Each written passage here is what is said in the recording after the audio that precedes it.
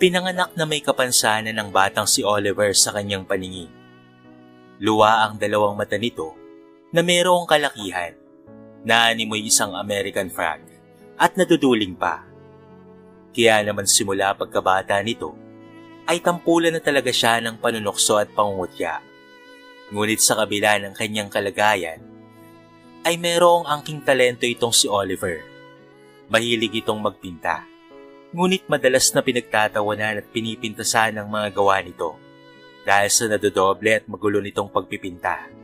Dala na rin siguro ng kanyang kondisyon.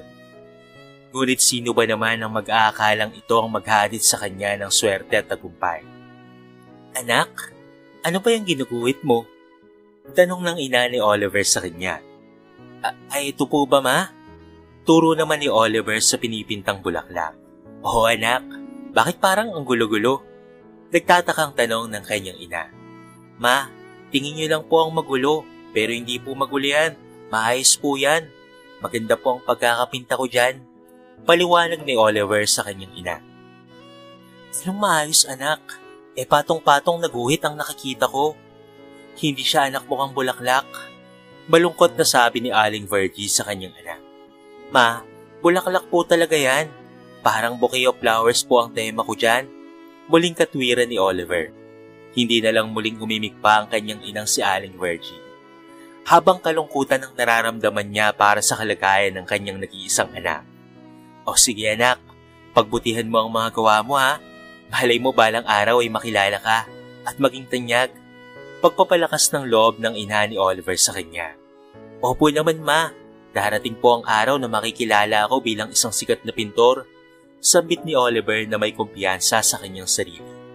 Ngunit taliwas sa totoong nakikita ng kanyang ina at pati na rin ng mga tao sa kanyang paligid dahil wala sa ayos ang ginuguhit nito. Sinasang-ayunan na lamang ni Aling Virgie ang kanyang anak. Mahal na mahal niya ang kanyang anak, kaya naman sinusuportahan niya ito sa mga gusto nito. At isa na nga roon ang pagpipinta nito. Samantala, isang gabi ay nag-uusap sa kanilang kwarto si Aling Virgie at Mang Roelio. Nabanggit ni Aling Virgie sa kanyang asawa ang tila lumalalang sitwasyon ng kanilang anak na si Oliver. Mahal, may sasabihin sana ako sa iyo patungkol sa anak natin. May pag-aalalang saad ng matandang babae. Ano ang patungkol kay Oliver, mahal? Bakit parang balisa ka ata? Ano ba ang nangyari sa kanya?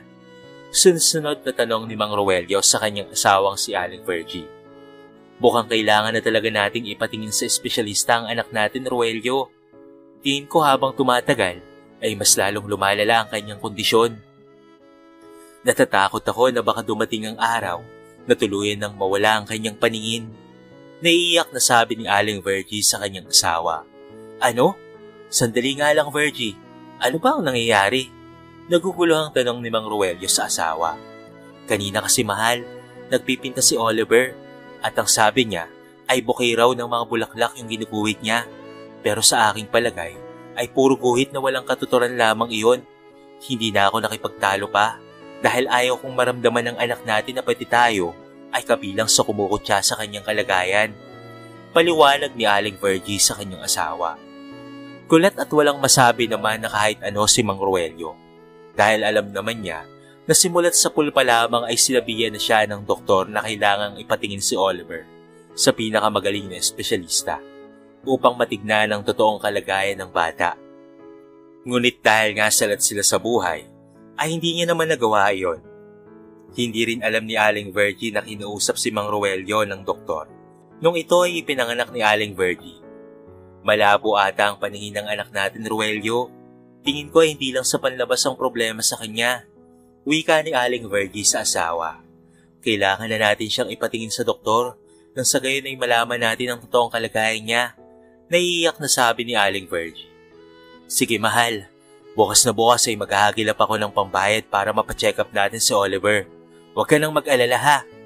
Ang mabuti pa ay magpahinga na muna tayo. Saad ni Mang Roelio sa kanyang misis. Ma? Ano po ang ginagawa natin dito sa klinik? Tanong ni Oliver sa kanyang inang si Aling Virgie kinabukasan. Napabuntong hininga na lamang si Virgie. Saka sinagot ang tanong ng kanyang anak. Ganito kasi yan anak, Kailangan nating ipatingin sa doktor ang mga mata mo. Huwag kang mag-alala. Para rin naman sa ikabubuti mo ito. Huwag kang matakot, anak. Paliwanag ni Aling Virgie sa nagtatakang anak. May problema po ba sa akin, ma? Mamamatay na po ba ako? Malungkot na tanong ni Oliver. Naku anak, huwag kang magsalita ng ganyan. Kaya nga tayo nandito sa ospital upang malaman at maagapan kung ano man ang problema sa kalusugan mo. Huwag kang mag-alala. Nandito kami ng papa mo. Hindi ka namin pababayaan. Matapang na sabi ni Aling Virgie. Kahit sa loob-loob niya, ay natatakot na siyang malaman ang totoong kondisyon ng kanyang nag-iisang anak. Maya-maya pa, ay lumabas na ang doktor na tumitingin kay Oliver. Kamusta po, Dok? Ano po ang mga resulta ng laboratories niya? Tanong ni Aling Virgie. Mrs., huwag po kayong mag-alala dahil maayos naman po ang mga lab test ng inyong anak. Kailangan lang po niyang magsuot ng mataas na grado ng salamin upang sa gayon ay hindi tuluyang lumabo at mapunta sa pagkabulag ang kanyang paningin. Kailangan na rin po niyang matingnan weekly para mamonitor kung may progress ba ang ginagawa nating gamutan sa kanya. May kamahalan nga lang po ito. Kaya't konting tiyaga at mahabang pasensya po ang kinakailangan. Kesa naman po panghabang buhay na pagkawala ng paningin ang mangyari sa inyong anak. Mahabang paliwanag ng doktor sa kanila. Sa ngayon po, suporta at pangunawa ang dapat nating ibigay kay Oliver upang hindi niya maramdaman na may kakulangan o kapintasan siya. Asahan na rin po natin na maraming tao ang mangungutya sa anak niyo at hindi natin kontrolado yon. Kaya naman gabay niyo po bilang magulang ang higit na kailangan ng inyong anak habang siya ay nagpapagamot pa. Kung ano po ang hilig niya na sa tingin po natin yung makakatulong sa agarang paggaling niya, ay suportahan po natin.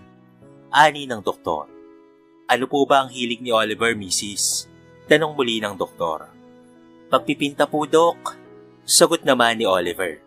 Sandaling natigilan ng doktor at napatingin naman kay Aling Virgie na para bang sinasabi nito na sang-ayunan na lamang ang hilig ng anak upang hindi ito makaramdam ng diskriminasyon. Anak, narinig mo naman siguro ang sabi ng doktor, hindi ba? Ani ng kanyang ina. Opo ma, pero hinahayaan ko na lamang po sila. Sanay naman na po ako dun eh. Sabi ni Oliver.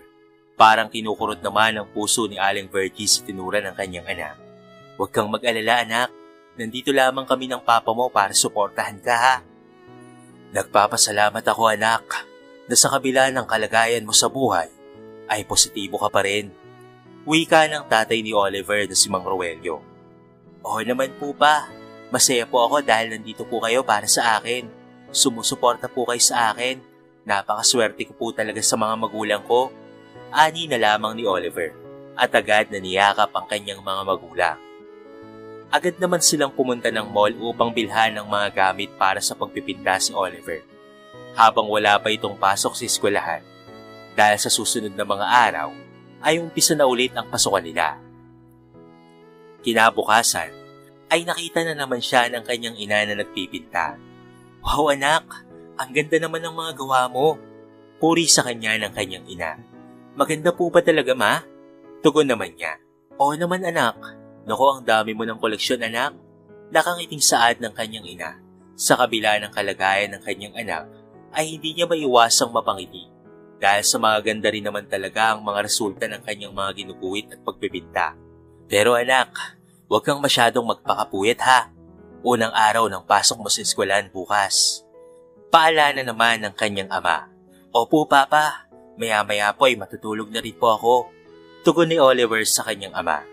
Good night anak. Nakangiting bati naman sa kanya ng kanyang ina. Excited nang mag-aral si Oliver. Lalong-lalo na sapagkat magkakaroon na naman siya ng mga panibagong kaibigan sa paaralan. Kaya't maaga siyang nagising kinabukasan upang pumasok na sa paaralan. Ihahatid siya ng kanyang mga magulang na excited na rin tulad niya. Mag-iingat ka anak ha. Susunduin ka namin mamaya. Sigaw ni Aling Virgie sa anak na si Oliver. Opo ma. Bye-bye po ma. I love you po. Sigaw rin pabalik ni Oliver sa kanyang mga magulang. Sana'y maging maayos ang unang klase ng araw niya mahal. Natatakot ako para sa anak natin. Hindi maiwasang mag-alala ni Aling Virgie. Huwag kang mag-alala mahal. Alam kong kayang lampasan niya ng anak nating si Oliver. Kayang-kaya niyang lampasan ang mga pagsubok na darating sa kanyang buhay. Kahit na bata pa lamang siya, ay kaya niya yun dahil ramdam na ramdam ko yon bilang isang ama sa kanya. Ani ni Mang Roelio. Habang si Oliver naman ay masayang pumasok sa kanilang paaralan at siya na lamang pala ang hindi pa nakakapagpakilala sa kanyang mga kaklase. Good morning po ma'am. Sorry po I'm late. I'm sorry po talaga.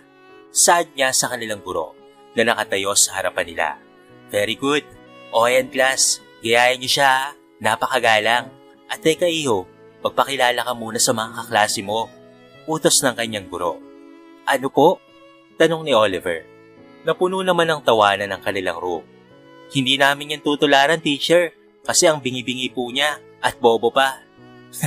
Akala pa naman namin matalino, bobo pala.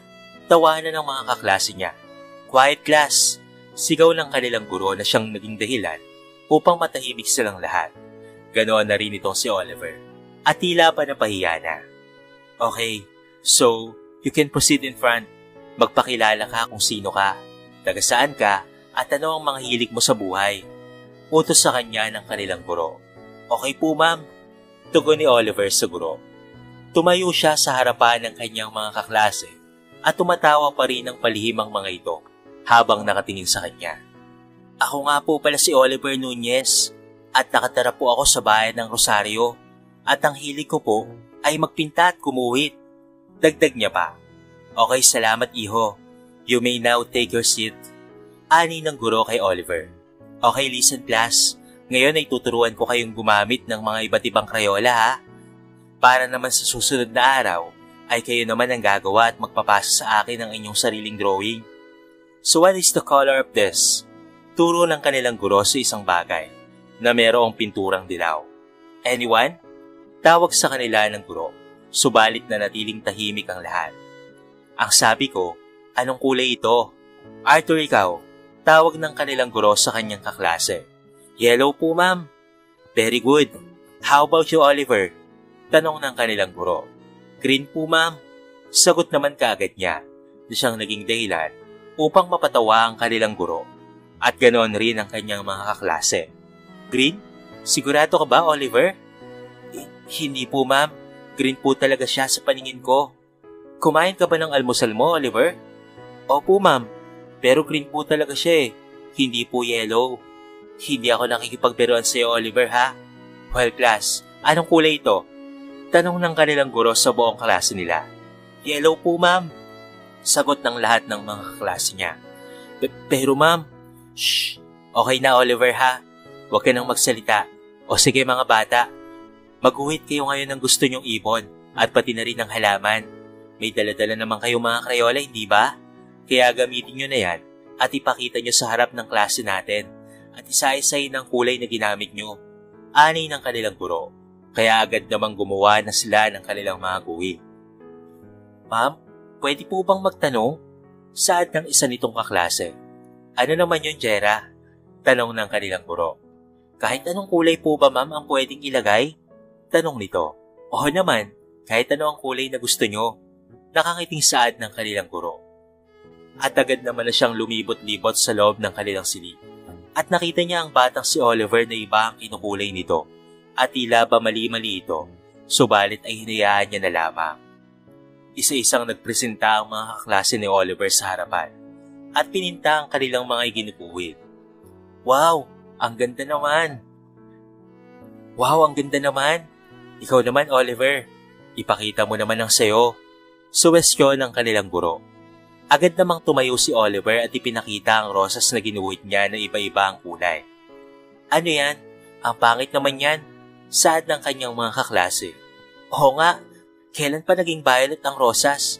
At bakit naging kulay yelo ang mga dahon nito? Oo nga no, ang pangit-pangit ng gawa niya. Ew, nakakadiri. Agad namang lumapit ang isa sa mga kaklase ni Oliver at agad na pinunit ang kanyang iginuwi. Jera, tama na yan, suway ng kanilang guro. At agad na nilapitan ng batang si Oliver na umiiyak na. Shh, tahan na Oliver. Bakit pa kasi ganyan ang guhit mo? Malumanay na saad ng kanyang guro. May sakit po kasi ako sa mata, ma'am. Sabi ng mama ko po. Nakaramdam naman ng awa ang guro ni Oliver Kaya naman tumayo ang kanilang guro at ito ay nagsalita. Mga bata, masama ang nambubuli ng kapwa ha, dahil hindi natin alam kung bakit ganoon ang mga gawa ni Oliver. Saway ng guro sa kanyang mga estudyante. May sakit sa mata si Oliver, kaya hindi dapat natin siyang kutsain at pagtawanan. Dapat ay mas unawain natin at luwakan pa natin ang pangunawa sa kalagayan niya. Meron siyang kapansanan mga bata. Kaya huwag niyo siyang pagtawanan. Kasi po ma'am, paano kami hindi matatawa? Kasi po napakapangit po ng gawa niya Bulag naman po pala yan. Bakit siya nandito? Malaki yung mga mata pero bulag pala. Patuloy na paungutya ng mga kaklase ni Oliver sa kanya. Maya-maya pa ay tapos na ang kanilang klase. Goodbye class, sabi ng kanilang guro. Goodbye classmate, see you tomorrow. At saka isa-isa na ngang lumabas ang mga bata sa kanilang classroom. O mga bata, huwag kayong magtulakan ha. At least tama na ang pambubuli kay Oliver ha. Hindi maganda yan. Muling paalala ng guro sa mga bata. Okay po ma'am, saad ng lahat ng kanyang mga kaklase. Kung kahit lumabas na rin sila, pero hindi pa rin nila tinatantanan si Oliver. Hoy laki mata, para kang palaka. Tawag nila rito at agad na kinuha ang papel na hawak-hawak ni Oliver kung saan iyon ang kanyang mga iginuguhit kanina. Akin na nga yan. Anong sayo? Ang pangit-pangit ng mga gawa mo. Bilib din kami sa'yo no? Dahil kahit nabulag ka, ay may gana ka pa rin gumuhit. Inis na saad nila Jera. Jera, akin na yan. Tigilan nyo na nga ako. Hindi ko naman kayo inaalo dyan Pakiusap ni Oliver sa kanyang mga kaklase. No, hindi ka namin pwedeng hayaan. Baka gayahin ka pa ng iba dyan. May kapansanan na nga, ang bobo pa. Nakakadiri ka talaga. Kawawa ka. Saad ng kanyang mga kaklase. Kung kaya't napayuko na lamang ang batang si Oliver at naglakad papalayo sa mga buling kaklase. Nakarating na nga si Oliver sa kanilang bahay. Napakalungkot nito at walang gana. Anak, anong nangyari? Bakit ganyan ang mukha mo? Susundin pa lamang kita nandito ka na pala. Nag-aalalang tanong ng kanyang inang si Aling Virgie. Pangit po ba ang mga guhit at mga gawa ko ma? Tanong ni Oliver. Hindi anak, maganda ang pagkakaguhit mo. May pag-aalalang sagot naman ni Aling Virgie sa kanyang anak. Yung totoo pa, kasi sabi po nila, pangit daw po ang mga gawa ko. At hindi raw po bagay na makita sa publiko dahil iba-iba raw po ang kulay ko. Malungkot nitong sumbong. Bakit anak? Inaway ka ba ng mga kaklase mo dahil sa gawa mo? Tanong ng kanyang ama, na tinangwa naman kaagad ni Oliver. Napapuntong hininga na lamang ang kanyang mga magulang. Anak, huwag ka nang mag-alala dahil inggit lang sila sa'yo. At huwag mo na lang ipakita sa kanila ang mga gawa mo. Hayaan mo anak, balang araw ay sisikat ka rin. Dahil sa iyong mga obra, lagi mo yung tatandaan anak ha. Inggit lang sila sa'yo. Dahil napakaganda ng mga gawa mo, napakakulay anak. Kahit na may sakit ka, ay nakakaguhit ka pa rin tulad ng isang normal na bata. Pangungumbinse ng kanyang ina. Sa totoo lang, ay maganda naman talaga ang mga gawa ni Oliver. Dahil napakakukulay nito. At hindi naman pangit kahit halo-halo ang kulay nito. Iba nga lang talaga sa totoong larawan. Dahil sa sinabi ng kanyang ina, pinaliwala na lamang ni Oliver ang lahat ng mga pambubuli sa kanya ng kanyang mga kaklase at nagpatuloy na lamang sa pag-aaral. Lumipas ang ilang taon, ganoon pa rin ang kalagayan ni Oliver. Patuloy pa rin siyang binubuli ng kanyang mga kaklase. Kahit sila ay nasa high school na, hanggang sa isang araw, ay naisipan ni Oliver na mag-post sa Facebook ng kanyang mga gawa. Hi, ako nga pala si Oliver.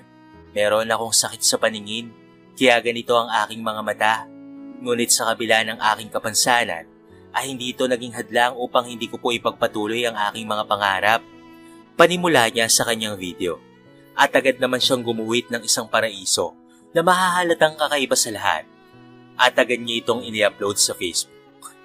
Oy Oliver, iba ka rin no? Akalain mo yun? Nakuha mo pang pag-post sa Facebook ng mga pangit mong gawa? Wika ni Jera. Ano bang problema mo sa akin, Jera? Hindi naman kita inaano dyan Bakit ang init-init ng dugo mo sa akin? Tanong ni Oliver sa kanyang kaklase. Hindi mo nga kami inaano, pero nakakairita kasi dahil pabalik-balik sa newsfeed namin ang drawing mo. Eh di block niyo ako. Suwestyon na lamang ni Oliver. Anong i-block? Kahit na, marami pa rin nag-share ng video mong nakakasuka. Hayaan mo na nga lang yun, friend. Baka gusto niyang sumikat, kaya siya nagbibideo ng ganyan. Ayoko nga, no? May punto ka dyan. Pero sorry na lang, dahil di yan sisikat. Tignan mo nga yung mga comments sa post mo, oh. Ang daming nang didiri sa'yo.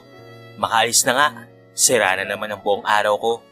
Ani na lamang ni Jera, at agad naman ang iniwan si Oliver. Kahit napatingin naman kaagad si Oliver sa kanyang post. Napabuntong hininga na lamang siya at umuwi sa kanilang bahay. Nak, congrats at nag-viral yung post mo. Saad ng kanyang ina. Talaga po ma? Puro naman po pandidiri ang mga nasa comment section eh. Marami pong nambabash. Malungkot nitong saan. Think positive anak. Kasi kahit na maraming nambabash sa'yo, marami namang humahanga. Tignan mo nga oh. At alam mo ba anak, baka ma-featured ka pa sa TV. Diyos ko anak, yan yung pinaka-hinihintay talaga namin. Puri ng kanyang ina. Malabo po ata yan ma, kasi parang ako lang ang may ganyang sitwasyon eh. Malungkot nitong sagot sa kanyang ina. Anak, huwag kang ganyang mag-isip. Ipagpatuloy mo lamang yung ginagawa mo. Alam kong pagdaan ng ilang mga araw, ay marami nang gagaya sa'yo na kapareho ng sitwasyon mo dahil sa na-encourage mo sila. Sana nga po ma, tipid ng iting tugon naman ni Oliver sa kanyang ina. Basta't lagi mo lang tatandaan anak ha, andito lang kami palagi ng papa mo at handang sumuporta sa'yo. Paalala ng kanyang ina. Pagkatapos nilang mag-usap na mag-ina, ay pumasok na nga si Oliver sa kanyang silid. Subalit ay hindi pa siya dinadalaw ng antok. Kaya't nagbukas na muna siya ng kanyang messenger. Pero laking gulat na lamang niya dahil puno na ito ng iba't ibang mga mensahe na galing sa iba't ibang mga sikat na personalidad sa telebisyon. At ang isang nga rito, ang pumukaw sa kanyang atensyon, dahilan upang mapasigaw na lamang siya. At tawagin ng kanyang ina na noon ay nasa kusina pa ng mga oras na yon. Ma! Ma! Tawag niya sa kanyang ina. Oh, bakit anak? Anong nangyari sa'yo? Nag-aalala ng tanong ng kanyang ina. Basahin mo po ma. Hindi makapaniwalang saad ni Oliver.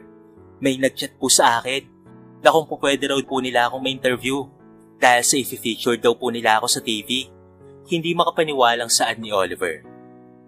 Gulat na gulat at hindi makapaniwalang tinignan ni Aling Virgie ang message sa kanyang anak. Diyos ko, ito na ang sinasabi ko sa iyo anak. Naiiyak na saad ng kanyang ina. Ma, napansin na rin ako sa wakas. Naiiyak na saad ni Oliver. Kaya't agad naman niyang sinagot ang nag-message sa kanya na pwede siyang interviewin anytime. Gulat na gulat ang lahat ng kanyang mga kaklase nang makita nila si Oliver na nasa TV na.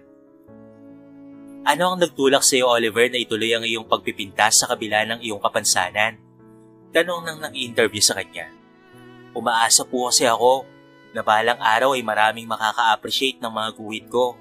At hindi lang po basta-bastang guhit yan. Lahat ng mga ginuguhit ko po ay meron pong kahulugan batay po sa kanilang kulay. Nakangiting sagot niya. Wow, makabuluhang guhit pala ito Oliver. Kung ganon, nakaranas ka ba ng mga pambubuli sa pag-aaral mo noon hanggang ngayon? Opo ma'am, pero hindi po ako galit sa kanila. Bagkus ay nagpapasalamat pa nga po ako sa kanila eh. Dahil sila po ang naging dahilan at naging inspirasyon ko sa mga ginagawa kong ito. Sagot kaagad ni Oliver na siya namang umani ng masigabong palakpakan sa mga naroon. Kahit nang dahil doon, ay mas lalo pang sumikat si Oliver at lahat ng kanyang mga ginagawa ay binibili ng mga sikat na tao. Hindi lang isang TV show ang nag-interview sa kanya, kung hindi marami pang iba. At dahil nga roon, ay unti-unti siyang nakilala at kumita ng napakalaking pera. Ginamit niya ang kanyang kinikita sa pagpapagamot sa mga magagaling na espesyalista. At nakapag-aral nga siya sa paaralan para sa mga taong may kapansanan tulad niya. Hindi lamang iyon, sapagkat nabigyan siya ng full scholarship dahil naging inspirasyon si Oliver ng mga kapwa niya PWD. Samantala, napahiya naman ng mga nambubuli sa kanya, lalo na itong si Jera, sapagkat napakaraming tao ang naka-appreciate kay Oliver. Oliver, sorry sa lahat ng mga nagawa namin sa iyo ha. Hindi ko akalain na sobrang lungkot pala ng buhay mo. Ani ni Jera. Naku, Jera, wala yun. Huwag ka nang mag-alala. Kahit kailan na hindi ako nagtanim ng galit sa inyo. At dahil din sa inyo, kaya naging matapang ako. At ikaw ang naging inspirasyon ko, Jera. Ani ni Oliver. Mula noon ay naging magkaibigan na nga ang dalawa. Naging sikat na influencer si Oliver. Dahil sa dami ng fans niya at mga taong umahanga sa kanyang kakayahan. Mapa-Facebook man, TikTok, YouTube, at iba pang mga platforms. At dumami na nga ang kanyang mga followers.